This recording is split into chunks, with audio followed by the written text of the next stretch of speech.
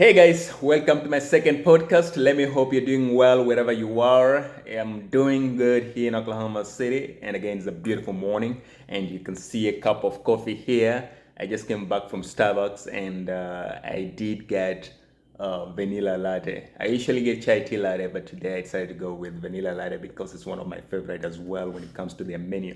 But today I will be going over chapter 14 of my second book, Truth of the Matter Is. And again, this is my fourth episode, and hopefully you enjoy the other ones. And I'm looking forward to actually get some of your feedback. If you can comment or if you can text me, I'll be happy to come back to you. But again, without wasting time, let me go ahead and start reading the entire chapter. And right after that, I will talk a little bit at the end. And this one doesn't have like you do the songs as the other ones, so it's going to be as short as it can be. Let me go ahead and start. And again, this one is Truth of the Matter Is, which is chapter 14 of my second book. If you don't have a copy, you can get it on Amazon. We have three versions. You can decide to go with the Kindle, paperback, and also hardcover. And again, chapter 14, Truth of the Matter Is. Given that the real story is we are all different colors but one people. This is a chapter I went over last session on 1 3 different flowers. Truth of the matter is black players have suffered for many years as I emphasize throughout this book. And they're still sweltering in the heat of injustice and oppression. The racism that they have continued to endure on and off the pitch has continued to affect them physically and mentally. The impact that racism is most likely to cause on one's mental health is irreversible. That's the reality. All the mental scars that have been inflicted on many black footballers for several years now will never be erased in their minds. Traumas that they have continued to endure in many stadiums across the world will never leave them alone. They will have to learn to live with them given the fact that traumatic events can't be completely undone. All the racial slurs and monkey chants that have been projected on many black footballers are pure traumatic. The only way these innocent players can help themselves is by seeking effective evidence-based treatment. I doubt if many of them seek any type of professional counseling. The fact that they are always in training and participating in games keeps them away from many counseling opportunities. You know, most players, they're always playing and training, so it's hard for them to seek actually treatment, and that's the reason why I highlighted in this chapter as well. The ones that manage to undergo any type of professional counseling are definitely few. Stigma surrounding mental health illness is the factor too. Yes, stigma is very huge when it comes to mental health treatment, and I'm very sure it affects them too. In fact, it's the biggest barrier for many people to seek treatment, and black footballers are no exception. The truth of the matter is, all these missiles, aka bananas, that have been thrown from the sea, aka stones, are dehumanizing. They definitely make black players ask a lot of questions about their identity. Some have probably wondered if they were truly human beings or animals. Imagine playing in the midst of fans and you're being thrown at bananas. It makes yourself ask a lot of questions, right? And I'm very sure there's some of the questions that go through their minds as well. Even though we as human beings eat bananas, the fruit itself, as I mentioned in chapter 3, it has been used to abuse black footballers. Racists use it to compare black footballers to monkeys. It's absolutely wrong and impermissible. This is just not okay. It's unacceptable. And again, as I said, intolerable.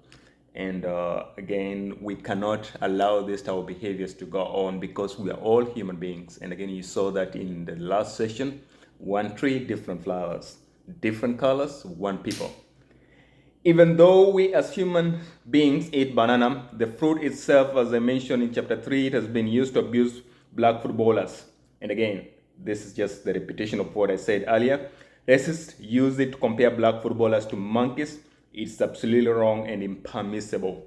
The truth of the matter is we are capable of making this world a better place to be. All these racist fans that have been bullied, humiliated and tormented, our beloved black footballers need to stop. It's never too late to end these heinous acts towards our talented black footballers.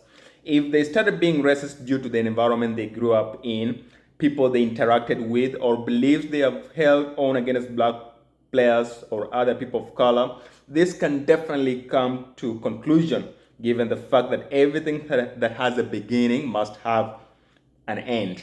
And again, I will still repeat that, given the fact that everything that has a beginning must have an end. That's the reality. Anything that has a beginning must have an end. This just as it is, because you saw I start with introduction and I finish with chapter 18. Together we can make a difference. And it started with a beginning and it came to conclusion. So everything that has a beginning must have an end as well. Let me take a sip. Yes, it's really good tea. Not tea, chai, vanilla latte. I am used to the chai tea latte, as I said earlier, but this one is vanilla latte. Upon racist fans concluding their evil actions towards black players, forgiveness must come in. These players should forgive them for their action. Again, not all light-skinned individuals are responsible for these heinous acts. There are just few individuals who are habitual offenders. As I said earlier in this book, these few individuals who have been bullies and racist towards black footballers need to be given red cards. Players are definitely tired of them. They cannot afford to be booed and hissed every time they touch the ball simply due to the color of their skin.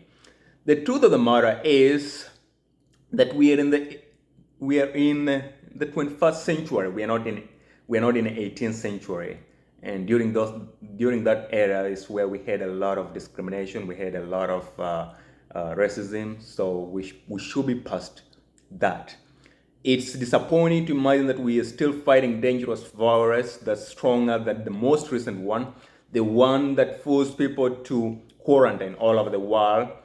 Racism is stronger than COVID-19. The only virus that's closer to racism is probably HIV. Racism is just as dangerous as HIV and AIDS. Both affect all people regardless of the age, gender, race, and status. Some are probably still wondering if racism affects all people.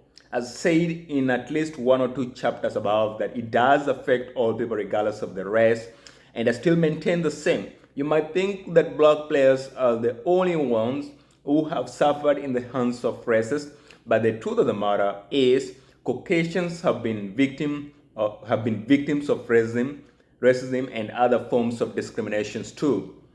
Racism is disgusting.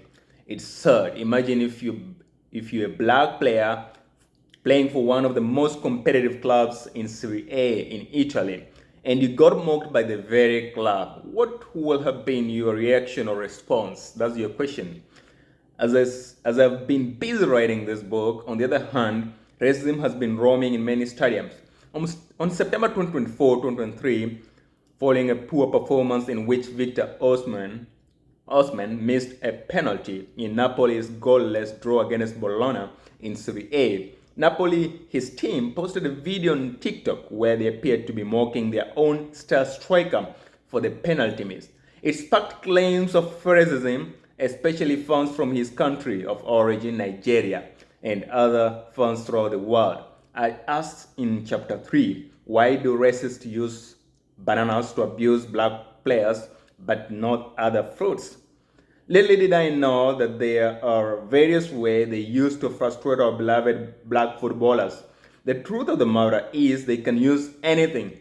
It just depends on the context.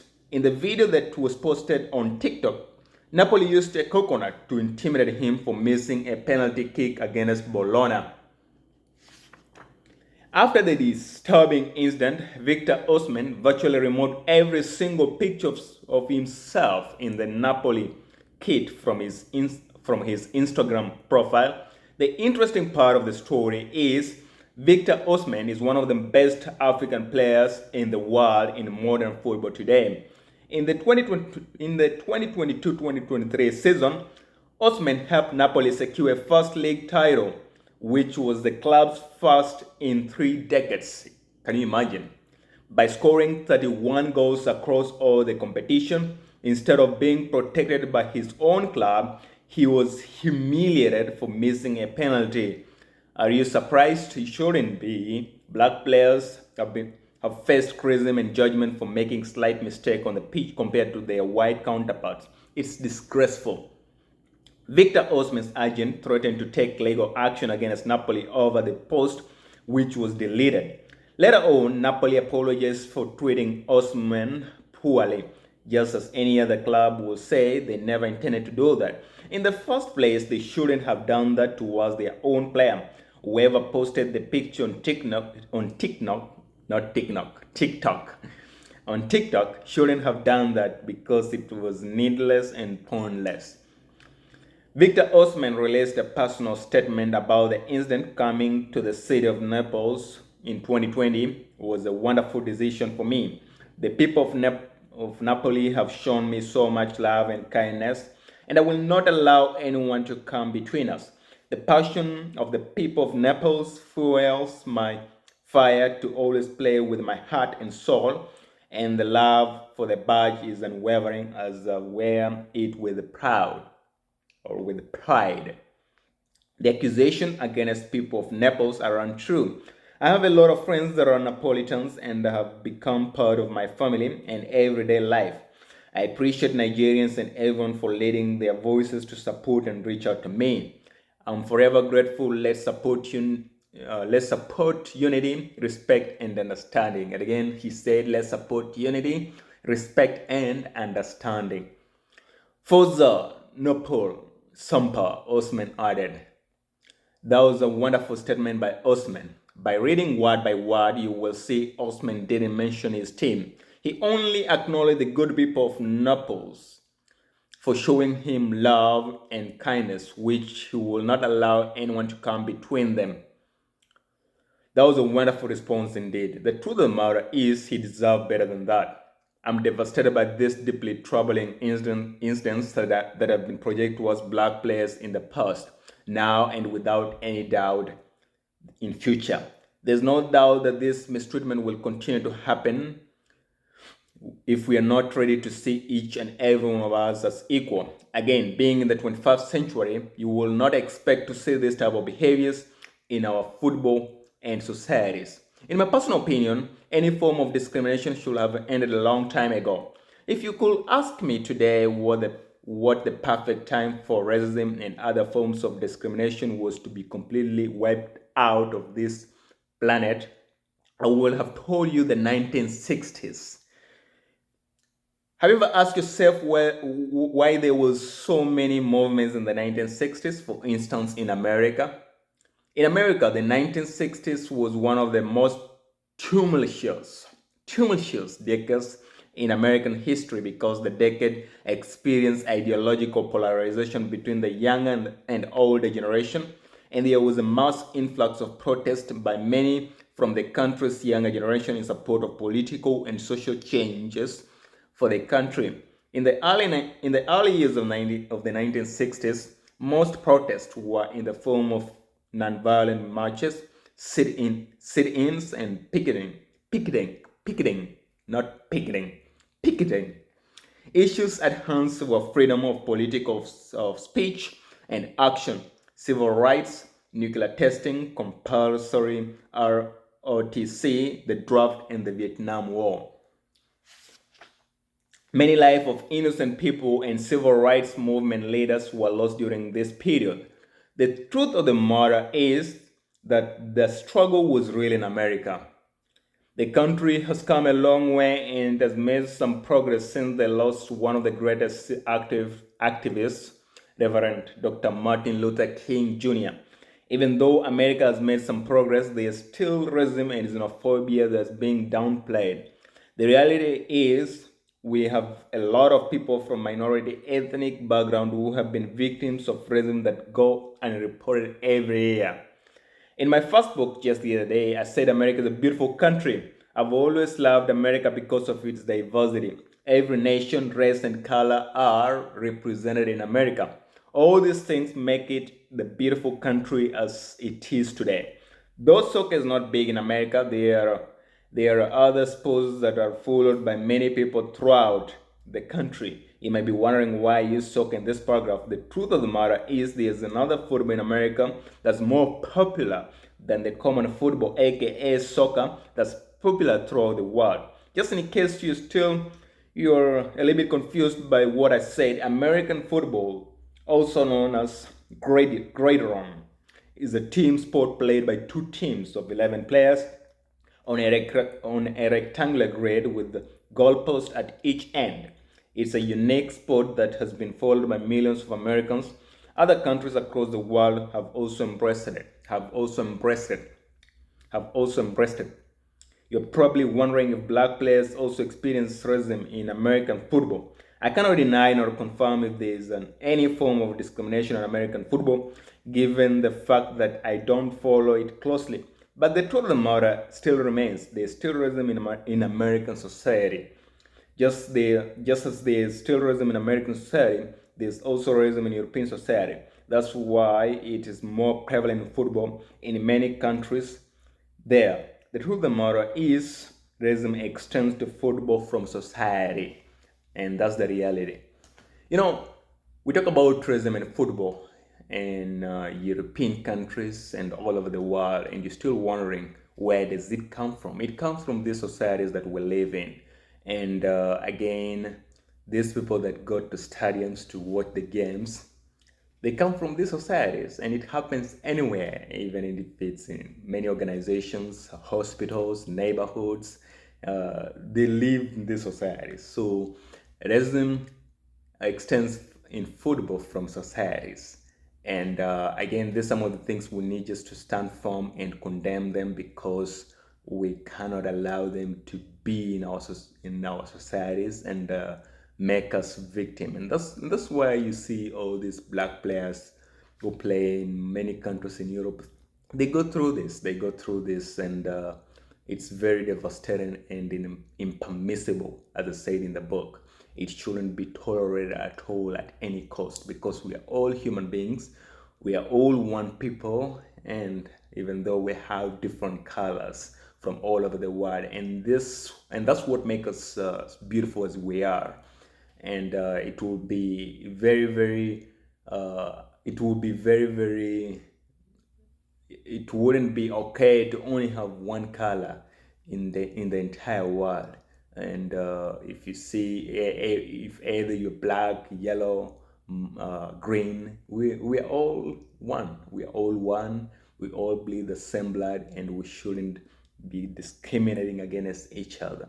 And again, that was chapter 14 of my second book, Truth of the Matter Is, and hopefully enjoy the session. I'm looking forward to jump on to the next one. I will remind you, or I will surprise you on the chapter. It's going to come from this book again.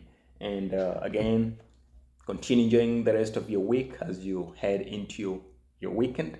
And I'm looking forward to see you in the next session. Thank you, guys. Thank you. I love you.